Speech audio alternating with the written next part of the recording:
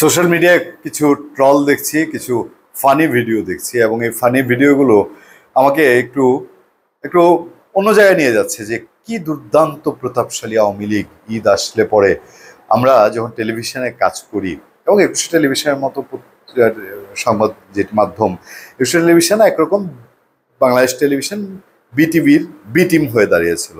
আমাদের তেমন কিছু করার ছিল না, একটা পর্যায়ে আমরা সে আওয়ামী লীগ সময়ে আমাদের ছেড়ে আসতে হলো।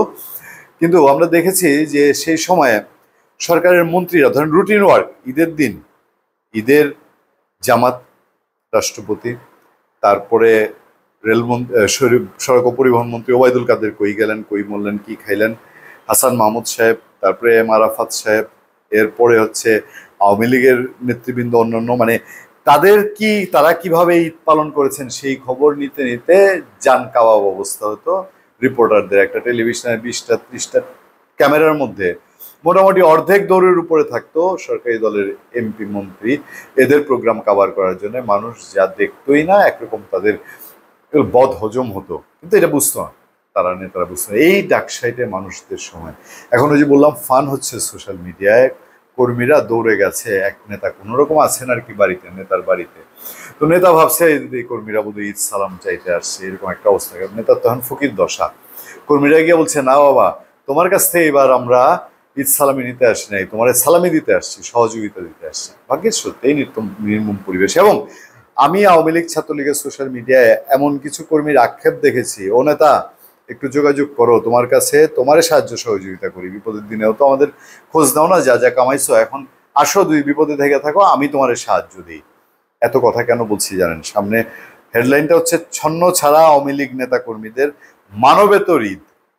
আওয়ামী লীগকে মানবেতর ঈদ করতে হচ্ছে। 1 বছর আগেও যে ঈদ তাদের সঙ্গে ছিল জমিদারি খানদানি ঈদ, এখন সেটা মানবতর ঈদ। এইটা ভাগ্যের নির্মম পরিবেশ। এবং এখানে আওয়ামী লীগের দিকে সফট কর্নার দেখানোর আমার কোনো জায়গা নেই, ইচ্ছাও নেই, আগ্রহ নেই। এটা তারা নিজেরাই টেনে এনেছে, নিজেরাই এটার জন্য শতভাগ দায়ী। বিএনপি জামাত ইসলামীকে যতই দোষ দেওয়া হোক, তারা এই কৌশলে তাদেরকে ক্ষমতাচ্যুত করেছে, কিন্তু এই নির্মম পরিণতির জন্য শতভাগ আওয়ামী লীগের নেতৃত্ব, আওয়ামী লীগ দায়ী।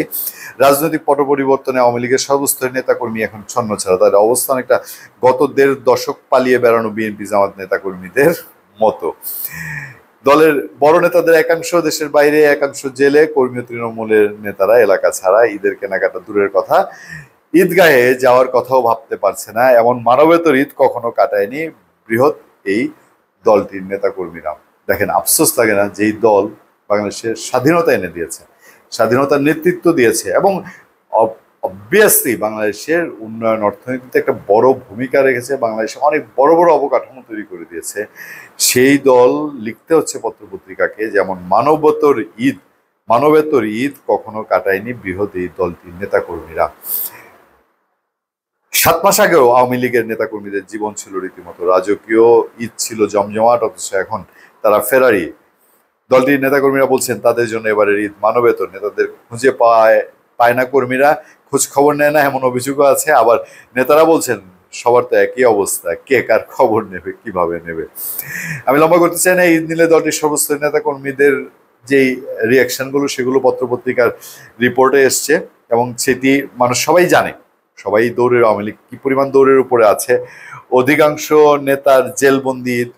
দেখেন, এই যে বললাম না প্রথম দিকে যে একটা টেলিভিশনে যদি 30টা ক্যামেরা থাকে, তার 15টাই আওয়ামী লীগ নেতাদের পেছনে দৌড়াইতো। আর এখন ওই জেলে একসাথে আছে, পত্রপত্রিকা দেখলাম একটা রিপোর্ট করেছে, এই সবগুলারে মিলায় যে এদের ঈদ জেলখানায় কেমন কাটছে। আগে তো 15টা ক্যামেরা লাগতো, তার ক্যামেরা দেখানোর সুযোগ নেই, শুধু পত্রপত্রিকা জেনে রিপোর্ট করেছে 15 জনকে এখন এক ফেরমে আনে। 15 জনের জন্য 15টা ক্যামেরা লাগে নেই। দেশের বাইরে যারা আছেন তারা স্বস্তিতে ঈদ করছেন, এতে কোনো সন্দেহ নেই।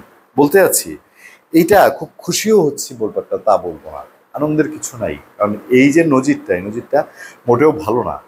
আর এই নজিরের ফলে আওয়ামী লীগও ভালো হয়ে গেছে, ভালো হয়ে যাবে, হ্যাঁ, মাসুদ তুই ভালো হয়ে যায়, এর কোনো লক্ষণ দেখা যাচ্ছে না। আর এই নজির দেখেও বিএনপির কোনো শিক্ষা হবে, আগামীতে তারা আওয়ামী লীগের মতন কর্মকাণ্ড করবে না, এই আশার বাণীও বা এই আশাবাদও আমাদের বুকে দানা বাঁধছে না। এই হলো ভাগ্যের নির্মম পরিহাস, সেই জায়গাটাই আফসোস।